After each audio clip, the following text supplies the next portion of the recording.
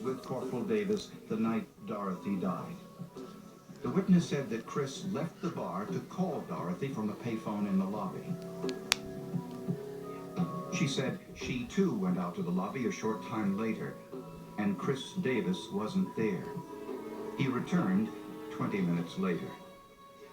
The witness told us at this point that Corporal Davis was red-faced, appeared to be out of breath. He was no longer wearing a jacket he was wearing earlier.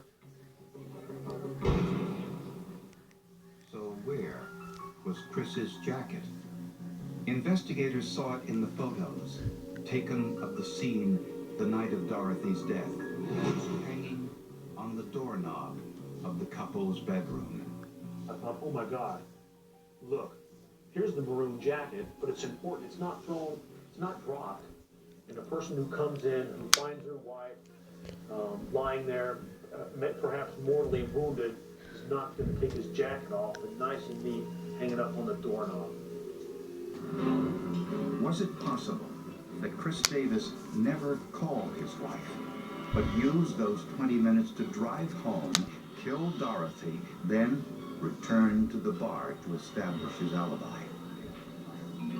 A police recreation showed it was possible. Average time 17 minutes.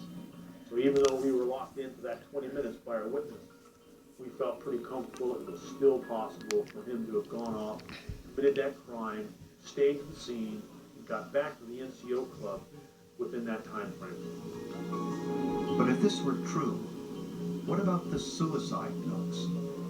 Was it possible they had been forged? Investigators sent these notes to forensic document examiner Sandra Homewood to see if the handwriting matched Dorothy's known handwriting samples. The writer had a very distinctive capital D.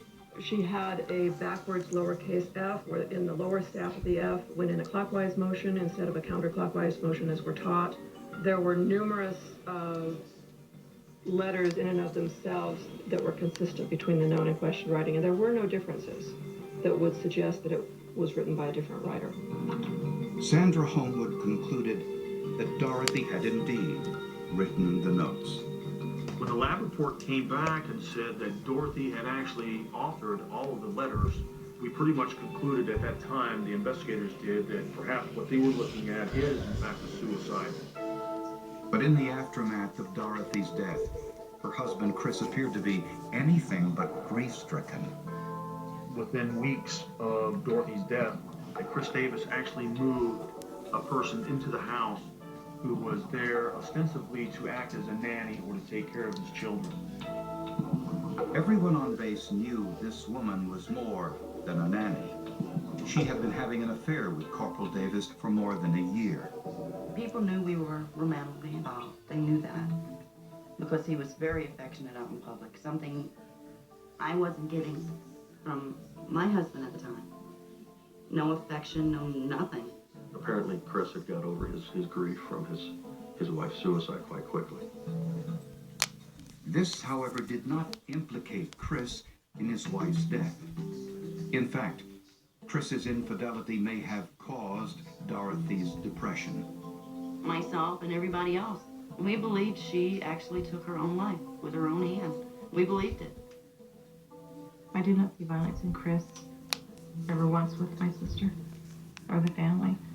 I knew that he was not honest and that he was an adulterer and that he was a thief. But I never really thought that he would ever physically hurt her. Investigators weren't so sure.